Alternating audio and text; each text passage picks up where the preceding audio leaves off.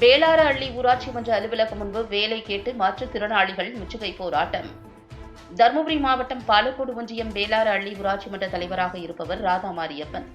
இந்த ஊராட்சியில் மகாத்மா காந்தி தேசிய ஊரக வேலை உறுதி திட்டத்தின் கீழ் நடைபெறும் பணிகளுக்கு மாற்றுத்திறனாளிகளுக்கு உரிய பிரதிநிதித்துவம் வழங்குவதில்லை என கூறி 100க்கும் மேற்பட்ட மாற்றுத்திறனாளிகள் ஊராட்சி மன்ற அலுவலகத்தை முற்றுகையிட்டு கோஷமிட்டனர். அப்போது வேலை கொடு, வேலை கொடு, மாற்றுத்திறனாளிகளுக்கு வேலை கொடு, மாற்று பணித்தள பொறுப்பாளரை உடனே மாற்று, கைவிடு கைவிடு, மாற்றுத்திறனாளிகளை உரிமையில் பேசுவதை கைவிடு உள்ளிட்ட கோஷங்களை எழுப்பி ஆர்ப்பாட்டத்தில் ஈடுபட்டனர்.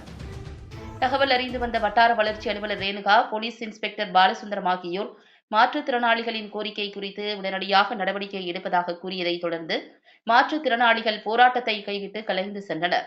இச்சம்பவம் அப்பகுதியில் பெரும் பரபரப்பை ஏற்படுத்தியது.